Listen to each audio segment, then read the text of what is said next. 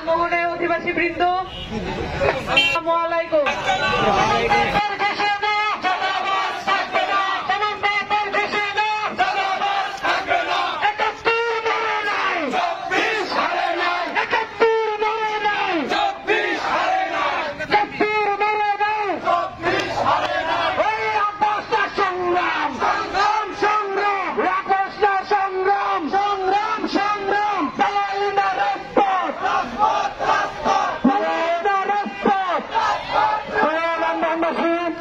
আপনারা জানেন এনসিপি ভোলার কৃতি সন্তান বাংলাদেশ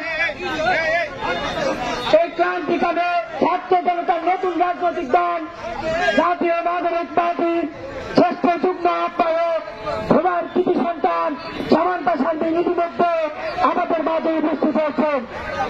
ভোলার কৃতি সন্তান জাতীয় নাগরিক পার্টির জ্যেষ্ঠ যুগ্ম আহ্বায়ক সামান্তা শারমিন ইতিমধ্যে আপনাদের মাঝে উপস্থিত হয়েছেন।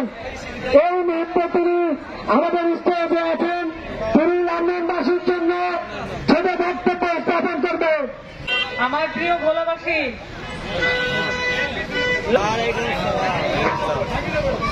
ছাত্র জনতার অভ্যুত্থান ঘটেছিল 2024 সালে 15 বছরের ফ্যাসিস্ট আমল শেষে। এই 15 বছর ফ্যাসিস্ট আমল আমরা যা যা দেখতে পাচ্ছি তা কোনো কিছুই ভুলে যাবার নয়। সেই সাথে ভুলে যাবার নয় 24 সালে আমরা ছাত্র জনতার যে অভূতপূর্ব যে প্রতিরোধ দেখেছি, এই প্রতিরোধ ভুলে যাবার নয়। আমরা 15 বছর এদেশের প্রত্যেকটা প্রতিষ্ঠানকে জনগণের বিরুদ্ধে ব্যবহার হতে দেখেছি। বাংলাদেশের পুলিশ বাহিনী জনগণের পক্ষে ছিল না। বাংলাদেশের যতগুলো সাংবিধানিক প্রতিষ্ঠান আছে, দুর্নীতি দমন কমিশন থেকে নির্বাচন কমিশন, প্রত্যেকটি কমিশন বাংলাদেশের মানুষের সাথে প্রতারণা করেছে। এছাড়াও আমরা দেখেছি বাংলাদেশের যত বিরোধী রাজনৈতিক দল আছে তারাও বাংলাদেশের মানুষের সাথে সেই সততা অবলম্বন করতে পারে নাই। তারাও বাংলাদেশের মানুষের পিঠ পিছে নিজেদের সুবিধা আদায় করে নিয়েছে। সেটার পরিক্রমা এখনো আমরা দেখতে পাচ্ছি। বাংলাদেশে যত ধরনের অসুবিধা আছে, পুরো বাংলাদেশের রাষ্ট্রব্যাপী অনেকগুলো অসুবিধা আছে, অনেকগুলো সমস্যা আছে, কিন্তু সেই সাথে জেলা ভিত্তিক অনেকগুলো সমস্যা আছে। ভোলা জেলার জন্য সবচাইতে বড় সমস্যা কি?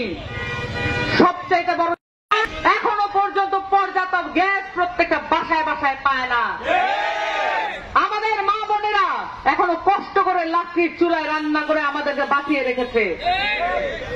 এই মা বোনেদের এই কষ্টের শিকার কোনদিনও কোন রাজনৈতিক দল করতে পারবে না। বিগত যত রাজনৈতিক দলেরা আছে তারা শুধু নিজেদের দলীয় স্বার্থ কায়েমে ব্যস্ত। তারা আমাদের রাষ্ট্রীয় স্বার্থ এবং জনগণের স্বার্থ নিয়ে চিন্তিত।